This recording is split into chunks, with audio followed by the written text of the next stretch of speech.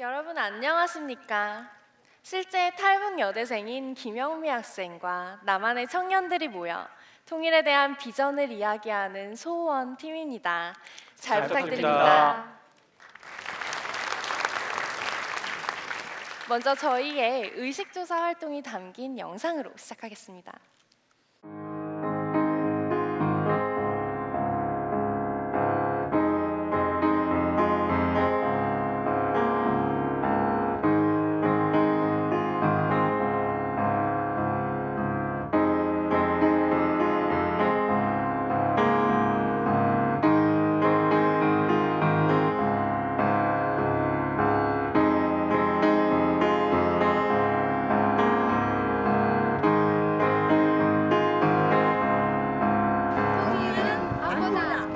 통일은 안보다.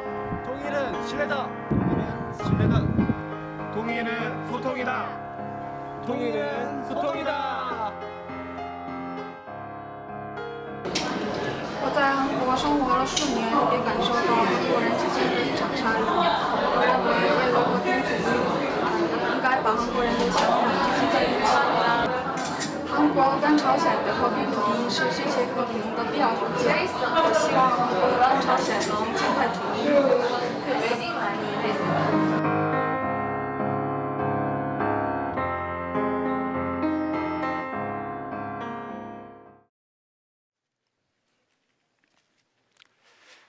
여러분은 북한 이탈 주민을 만나보셨나요?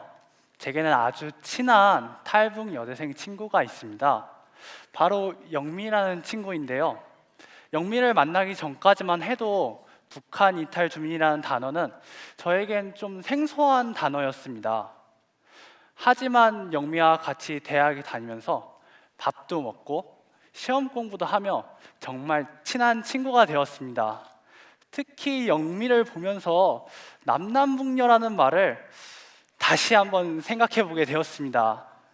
지금 영미는 제 가장 친한 친구입니다. 영미와 제가 살아온 환경은 다르지만 이렇게 친구가 된 것처럼 남북한의 사람들이 어떻게 다시 친구가 될 수 있을까요? 저희 조의 토론은 이러한 작은 물음에서 시작되었습니다.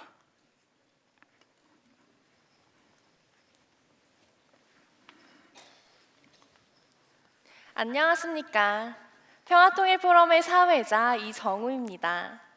오늘은 여러분과 함께 평화통일을 위한 필수 조건, 튼튼한 안보와 청년들의 역할이라는 주제로 이야기를 나눠보려 합니다. 안보의 사전적 정의는 크게 두 가지로 분류될 수 있습니다. 첫 번째 의미는 안전 보장이라는 의미이고, 두 번째 의미는 바로 편안히 보존됨이라는 뜻입니다. 즉, 평화통일과 튼튼한 안보가 서로 뗄 수 없는 관계이며 궁극적으로 이어져야 하는 관계임을 알 수 있는 것이죠. 오늘 평화통일 포럼에서는 통일 후의 대한민국을 위해 우리가 가져야 할 비전이 무엇인지 알아보도록 하겠습니다. 먼저 김성훈 과장님, 평화통일과 튼튼한 안보가 확보되기 위해서는 먼저 무엇이 선행되어야 할까요? 네, 통일을 이루고 안보를 지키기 위해서는 네. 무엇보다도 통일과 안보, 역사가 각기 다른 것이 아니라는 인식이 확산되어야 합니다. 오스트리아의 경우에는 초등 교과 과정에서 자기가 사는 지역, 이웃의 역사를 우선적으로 배우게끔 함으로써 자연스럽게 역사에 대한 관심을 유도하고 궁극적으로 뿌리부터 탄탄한 역사관을 기를 수 있도록 도와주고 있었습니다.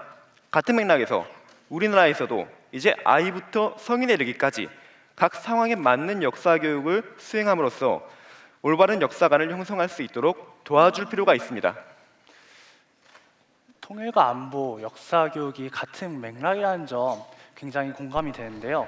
그렇다면 평화 통일에 도움이 될 만한 또 다른 선행 요건은 뭐가 있을까요? 네, 좋은 질문입니다. 제가 생각하는 것은 바로 신뢰입니다. 여기서 말하는 신뢰는 북한 이탈 주민들에 대한 신뢰입니다. 2015년 5월 기준으로 국내에는 약 2만 8천여 명의 북한 이탈 주민들이 들어와 우리와 함께 살고 있습니다. 이들은 장차 통일 한국을 우리와 함께 이끌어갈 중요한 인재들입니다. 그렇기 때문에 이들에 대한 신뢰를 민관 차원에서 제고하여 궁극적으로 바람직한 통일 한반도 시대의 초석을 마련할 수 있는 기반을 마련하는 것이 매우 중요하겠죠. 김성훈 과장님이 말씀하신 바처럼 보다 통일과 안보를 위해서 단계적인 교육과 또한 북한 이탈 주민에 대한 신뢰가 확보되어야 한다는 말씀 잘 들었습니다. 김성훈 과장님의 이러한 의견을 뒷받침하는 국내 여론조사 결과가 있었는데요. 2013년 서울대학교 전국 여론조사에 따르면 우리나라 국민 중 45.8%가 통일을 찬성하지 않는다고 합니다. 이러한 추세는 젊은 층에서 더욱 두드러지게 나타나고 있는데요. 이 전 국민적인 상황을 해결할 만한 소통의 문제로 해결할 만한 소통의 방법이 무엇이 있을까요? 소통연구소장 신지수 교수님의 말씀 함께 들어보시겠습니다. 통일에 대한 문제는 점차 다각화되고 세분화되고 있습니다. 이러한 환경에선 다양한 창의적 의견과 소통으로 해결 방안을 모색해야 된다고 생각합니다. 따라서 국민의 집단지성을 활용한 새로운 패러다임적 접근이 필요할 때입니다. 저는 이를 위해 통일에 대한 크라우드 소싱 플랫폼 구축을 제안하는 바입니다. 크라우드 소싱이란 군중을 뜻하는 크라우드와 아웃소싱이 결합된 개념입니다. 즉, 소수의 전문가가 내놓은 해결책 위에 국민의 집단지성이 더해지는 것이죠. 그렇다면 이러한 집단지성을 활용해서 실제로 문제를 해결한 그런 사례가 있습니까?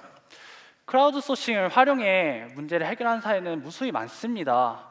다들 알다시피 최악의 원유 유출 사고라고 일컬어지는 엑스모빌 사태에 대해서도 수많은 전문가들이 17년 동안 해결을 못했지만 크라우드 소싱을 통한 소통과 아이디어로 그 문제를 단 3개월 만에 해결한 전례가 있습니다. 더욱 중요한 점은 이러한 해결책을 유수의 과학자들이나 교수가 제시한 것이 아닌 시멘트 회사 엔지니어가 제시했다는 점입니다.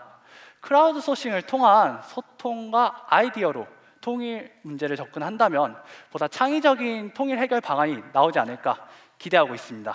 네, 감사합니다.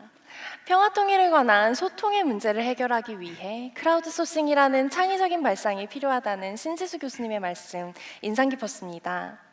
그렇다면 교육과 신뢰 그리고 소통이 모두 확보가 된 뒤에 우리가 바라보아야 할 대상은 무엇일까요? 남학진의 박사님의 말씀 들어보시겠습니다. 네, 저는 크게 두 가지 말씀을 드리고 싶습니다.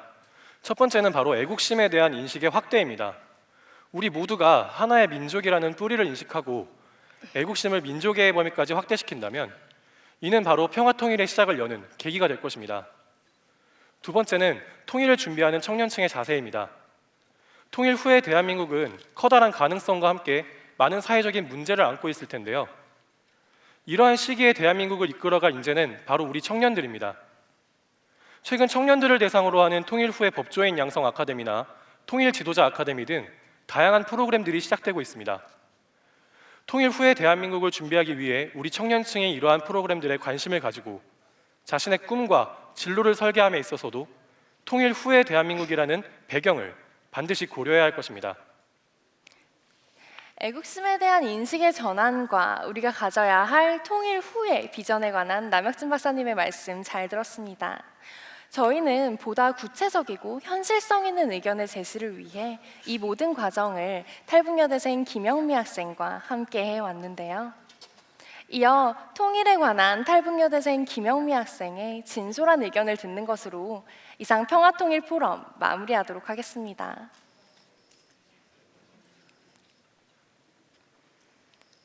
안녕하십니까. 2012년도에 한국에 온 김영미라고 합니다.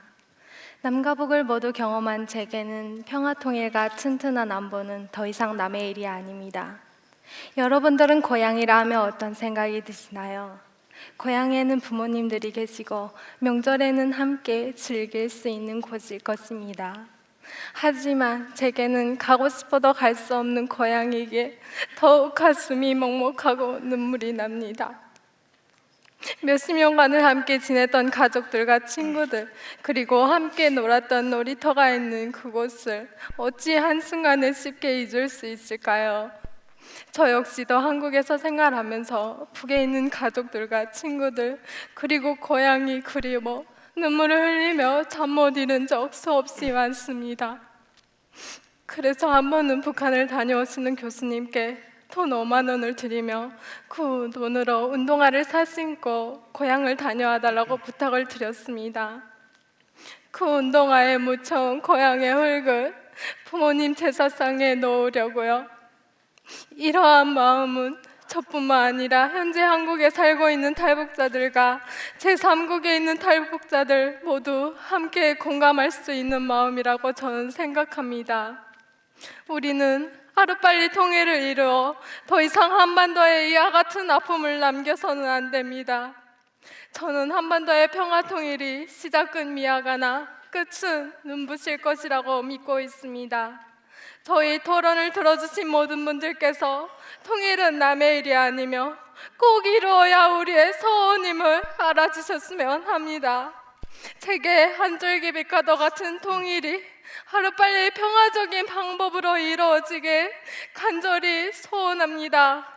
감사합니다.